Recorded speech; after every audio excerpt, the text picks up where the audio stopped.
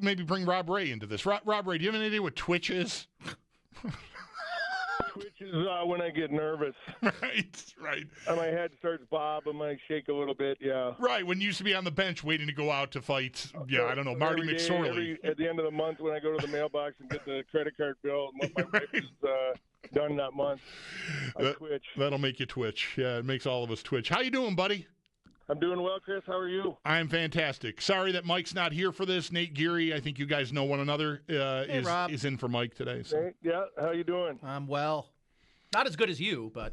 It doesn't seem like you sound a little kind of, Did you? Well, he's easing into the segment. Rob. That and there was a football game Sunday. I don't know if you saw the. Hey guys, you can't let that stuff dictate your life, okay? Be into it while it's happening. When it's over, hey guys, there's life, okay? Life's good. Listen to this guy. Listen to the ray of sunshine. Yeah. I didn't even mean to be cute there, ray of sunshine. Wow. Sorry. Rob, I'm sorry. How are you? You know what I'm thinking about here is Friday. Rob is being inducted into the Sabres Hall of Fame on Friday night. A tremendous honor for you. You've devoted your professional life here, both as a player and eventually as a broadcaster, to the organization. So good for you. I'm super happy to know you all these years, and I'm very happy and proud for you. How are you handling being prepared for being so much the center of attention? Because I think I know you well enough to know that is not an easy position for you. No. The last thing I like doing is talking about myself. That's why I try to make fun of myself as much as possible to kind of stray. But there's a lot of stuff, man. You never think going into it, all this different things you have to do and plan and get to be a part of to get ready. It's a lot. And then, you don't even have 5-minute speech. So it's like, that is what I'm crapping my pants about that. I'll stand in front of a camera and talk to 1 million people. If I have to talk in front of 10 people, just one-on-one, I get a little nervous. Dude, yes. That is the worst part. Yeah. Well, I'll screw it up. I know I will. Oh, come on! You're gonna do great. And here's something else. Whether you believe it or not, everyone, almost no matter what you do, everyone's gonna say you did great. Right. So no, there's a lot of critical people out there now. No. 20 years ago, maybe that might have been the well, fact. Okay. Critical people. Sure. I mean, yeah. You guys know that. Yeah, especially on that Twitch. They get after you there. Well, so what has been, like, as you're sort of opening this up and thinking about it, I'm guessing you were asked about, like, who would you like to have here and all that sort of stuff.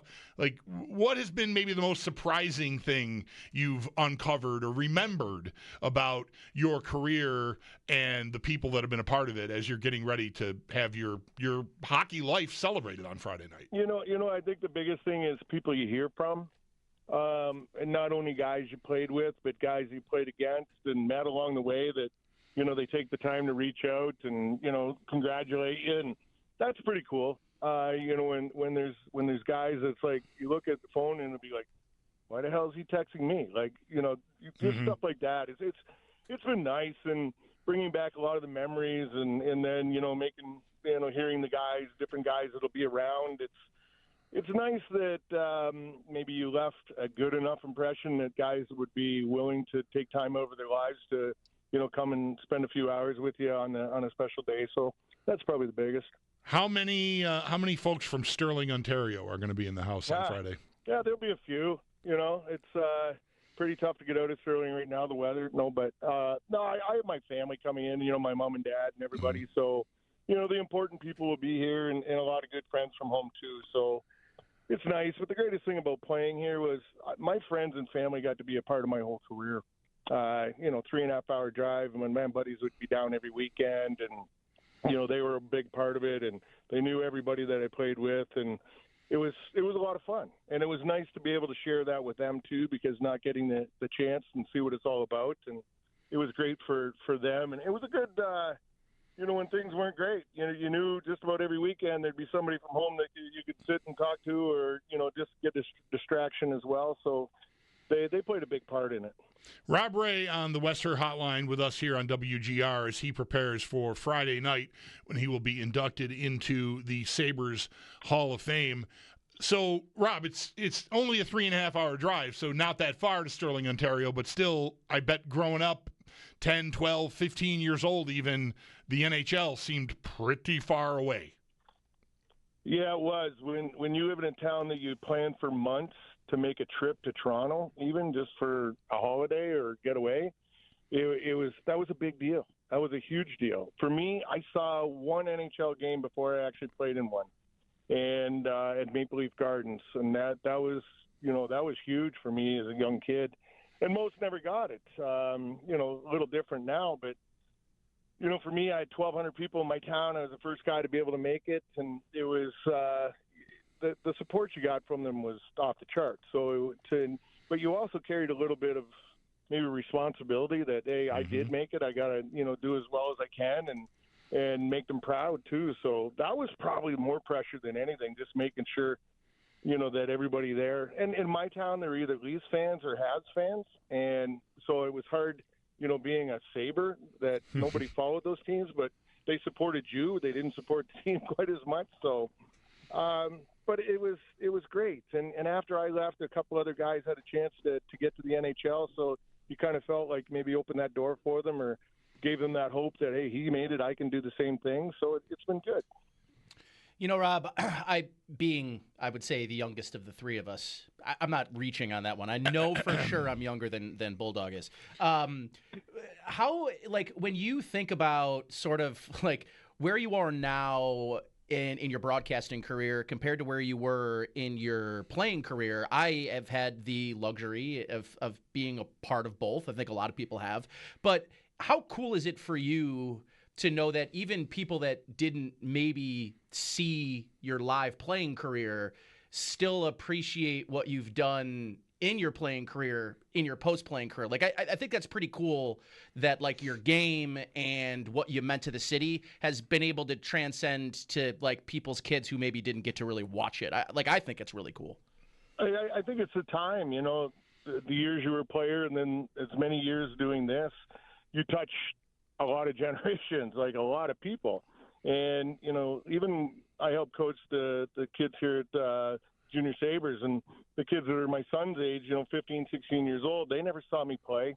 They obviously see it online and YouTube and things like that, but they know me as the guy on TV doing the thing, not Rob the player type thing. So, yeah, in most cases now with the younger kids, that's, oh, you're the guy that's on TV. Yeah, cool, So they really don't have an idea of the game you played, or when you played.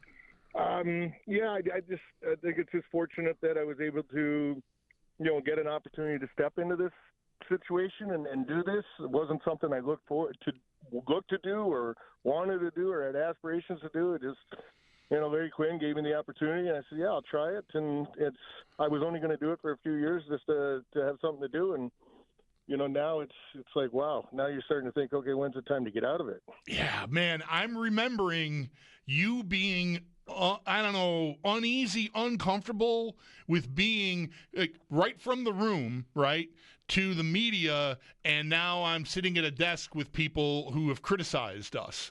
And that took some adjusting for you, didn't it? Oh, it does, because for a long time you're still referring to as we, and everybody would be like, it's not we anymore, it's them, type thing. But it was always, no, you don't lose that you even in game situations, you sit there and you'd be thinking, okay, what would I do now? Or what needs to be done? And, because you were in there for so long and you had that responsibility, you start thinking that way even when you're doing the games. And, it's tough to separate the two. I've been told, at times you can't be a fan to do this game, but I think you have to be. And I think it's important to, love the team and love the organization and love the game to have the fire to do something like this. So, not only to play, but to work on this side too. So you have to have a passion for it. Everybody that does it has a huge passion, and that's what it comes down to. I wanted to mention here, I should have said this before I asked you about that, because you mentioned the kids you're coaching, your kids' age. First of all, your son, 15, 16, my oldest son is 23 and working here now. It just kind of blows your mind, right, sometimes. But I showed him a clip, and I had forgotten about this, but I think as part of all of this run-up to Friday night, the Sabres have been tweeting out different, things that you were involved in over the years. And the ESPN ad Yeah. Yeah, that's a good one. Where the UPS driver or whatever, and like Melrose walks by and says, "Hey, Razor," and you say, "Hey, coach," and you keep pounding on the guy.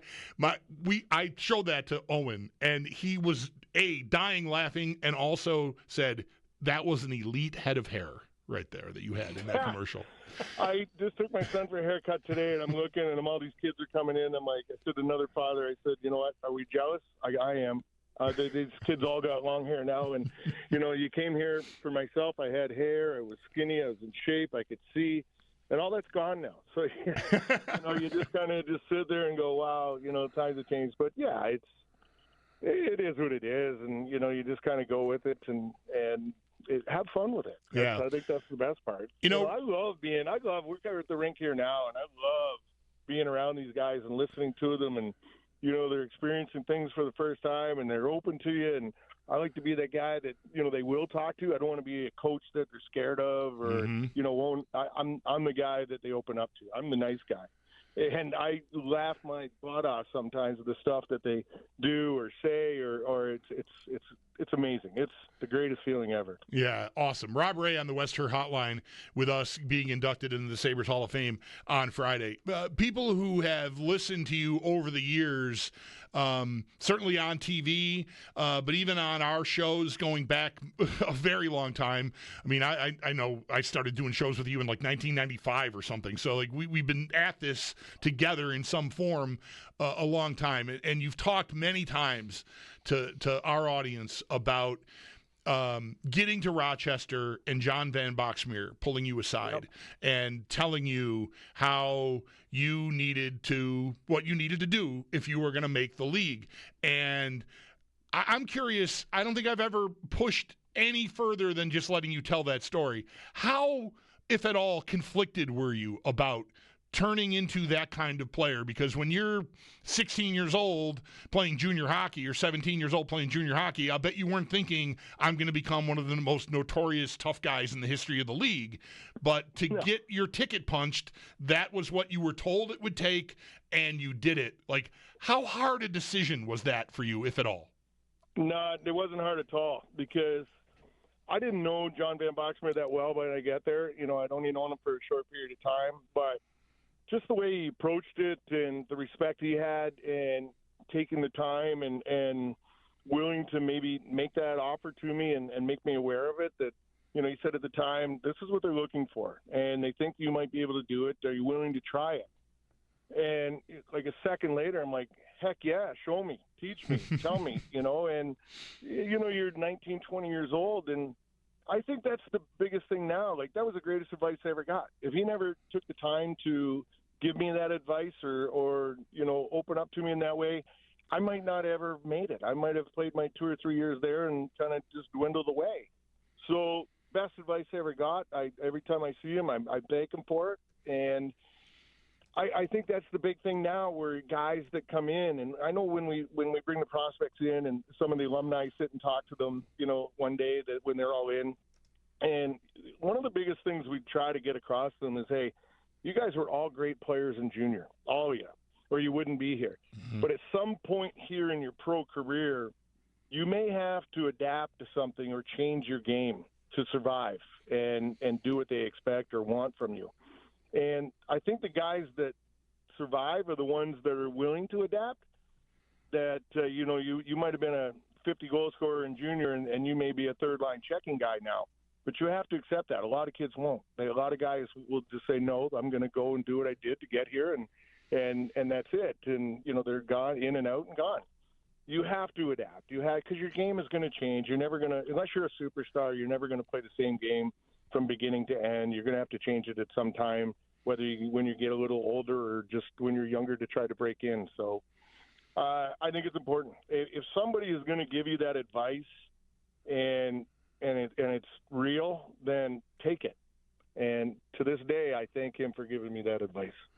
Wow, I'm glad I thought to ask you that, because, like I said, I think we've always just sort of been on the surface there about it, and I think that's really good advice for anyone, whether it's a hockey player or a football player or someone who wants to go into any sport. Right. Like I was, 50-some points my last year junior, defensive player, killed penalties, all that kind of stuff.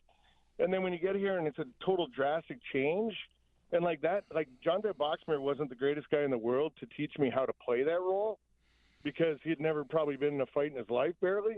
But, you know, he made sure that, you know, when you were going through it, he was supporting you and helping you with it. Like that year I had 46 fighting majors, I think, in 63 games, 446 minutes and penalties. Like I didn't see out of my eyes from October to March because, and I might have, out of that 46 fights, I might have won 2. You know, I was a 19, 20-year-old kid, you know, fighting men 35, some 40 years old at that time because it was an old league. So they were fighting for their lives. I was fighting for, I don't know, just to hopefully make the next step.